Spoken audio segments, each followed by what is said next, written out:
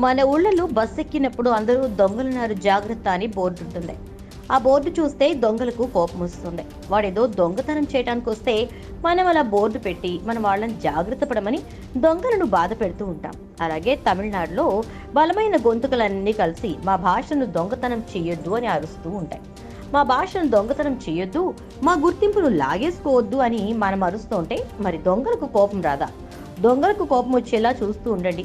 కొత్తగా బాధ్యతలు తీసుకున్న డిప్యూటీ సీఎం, నాకు తెలిసిన దగ్గర ఓ డిప్యూటీ సీఎం ఉన్నారు. ఆయన ఏదేదో నోటికొచ్చింది అరుస్తూ ఉంటాడు.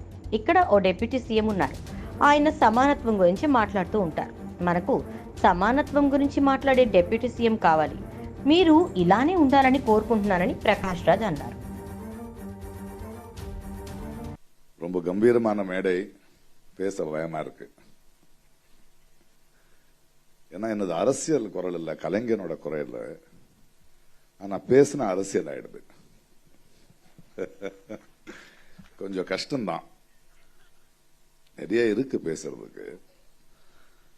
இந்த மேடையில நான் இருக்கேன் திருச்சி சிவாங்கிற ஒரு நண்பருங்கிற காரணத்துக்கு இல்ல, அது ஒரு குரல். அண்ணா பார்லிமெண்ட்ல இருக்கும்போது நம்ம தமிழ்நாட்டோட முதல் குரல் இல்ல, அங்க மெஜாரிட்டி தான் உலகம்னு சொல்லும்போது அவர் சொன்னாரா, மெஜாரிட்டி தான் அப்படின்னா காக்கா தானே தேசிய பறவை ஆகணும்னு. கலைஞர் இருக்கிற வரைக்கும் நமக்கு எனக்கு பேச வேண்டிய அவசியம் இல்லை. என்ன போன்றவங்களுக்கு நிம்மதியா இருந்தோம். நமக்காக பேச ஒருத்தர் இருந்தார். அப்பேற்பட்ட குரலோட தொடர்ச்சி தான் சிவா சார் அவர்கள்.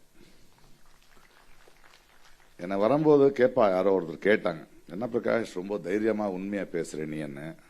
நான் சொன்ன, தைரியமா பேச, உண்மை சொல்றதுக்கு தைரியம் எதுக்கு, பொய் சொல்றதுக்கு தானே தைரியம் இருக்கணும்.